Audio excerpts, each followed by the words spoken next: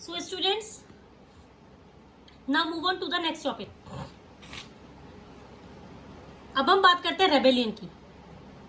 Rebellion in the countryside. What is basically a country side?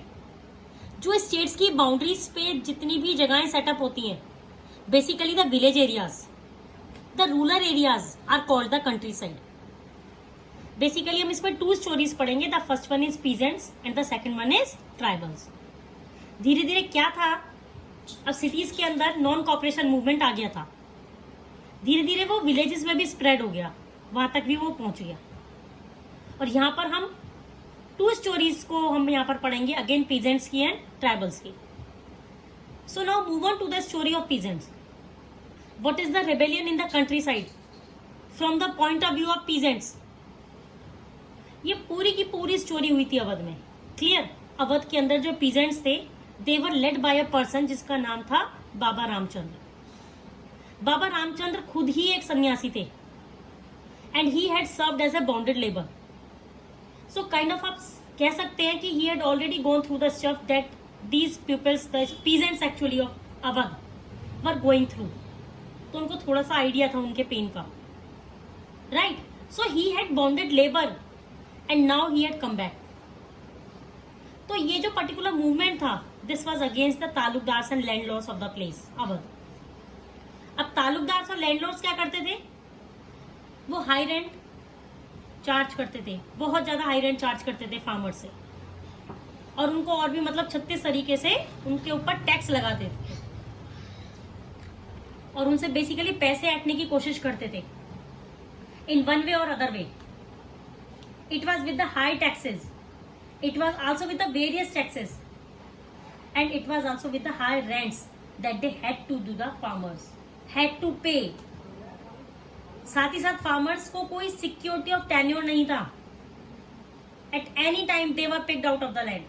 कभी भी जो lease land होता था, कभी भी उनको उठाकर वहां से फेंक देते थे, क्योंकि उनको ऐसा लगता था कि फार्मर्स उस पर कब्जा ना कर लें.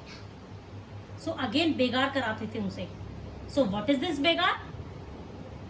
बेगार इज बेसिकली उनसे फोर्सफुली काम करवाते थे और उनको एक्सप्लॉइट करते थे, उनको रगड़ देते थे बुरी तरीके से, उनको पैसा भी नहीं देते थे बिल्कुल भी. जो बड़े बड़े लैंड ओनर्स होते थे, वो अपने फार्म्स पर वर्कर से काम कराते थे, प्रॉपर पूरा काम लेते थे, but they never use to make the payments to them. So this was the बेगार. क्लियर? तो उनसे बेगार भी करवाते थे. I hope students clear what is बेगार, राइट? तो अब क्या हुआ, जो पीजेंट्स थे दे वर फुल ऑफ, मतलब गुस्से से लाल पीले हो गए थे. भाई ये क्या बात हुई, हम तो ऐसे नहीं करने वाले, काम भी करवाते और पैसे भी नहीं मिलते. So they demanded a reduction in the revenue, abolition of बेगार and social boycott of the oppressive landlords. इन सभी चीजों की उन्होंने डिमांड करी. So who were the oppressive landlords? Landlords actually those merciless landlords जिनको बिल्कुल भी दया नहीं आती पीजेंट्स के ऊपर. Who were you know aristocratic. They wanted all the powers in their hand, और वो बेसिकली उन पावर्स को एक्सरसाइज भी करते थे. तो ठीक है, अब क्या हुआ, बहुत सारी जगहों पर नाई धोबी बंद ऑर्गेनाइज करे गए by the panchayat, so that ताकि लैंडलॉर्ड्स को डिपेंड किया जाए from getting the services of even barbers at the washer bank. तो उन्होंने बहुत सारे नाई धोबी ऑर्गेनाइज किए. जून 1920 में जो जवाहरलाल नेहरू थे, वो अलग अलग जगहों पर गए, अलग अलग रीजन पे गए, और उन्होंने अलग अलग विलेजर्स से बात करी कि उनकी प्रॉब्लम्स को डिस्कस करो.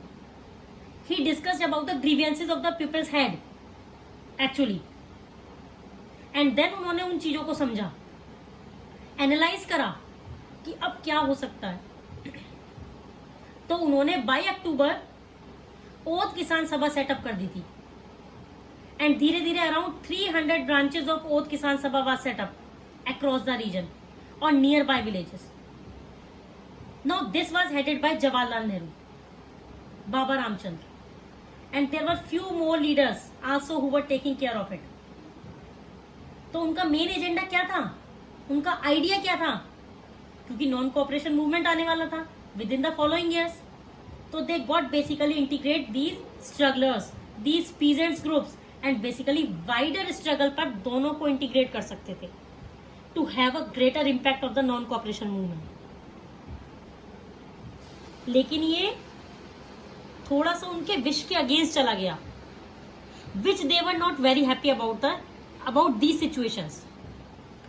So 1921 में लोग थे, जो थे वहां पे जिनके ऊपर ये सब चीजें हो रही थी, उन्होंने क्या काम करा, तालुकदार्स के घरों में अटैक करना शुरू कर दिया, मर्चेंट्स के घरों में अटैक करना शुरू कर दिया. द बाजार्स वर लूटेड, जो भी होर्डेड ग्रेन्स थी were taken over by the people. तो इससे बेसिकली हुआ क्या, इवन ये जो लोकल लीडर्स थे उन्होंने भी पीजेंट्स को बोला कि गांधी जी ने डिक्लेयर करा है that they were not suppose to pay any taxes and जो लैंड है that would be redistributed among all the poor peoples. Clear? So this was what had happened in Awadh. That all about the story of Awadh. Clear, students?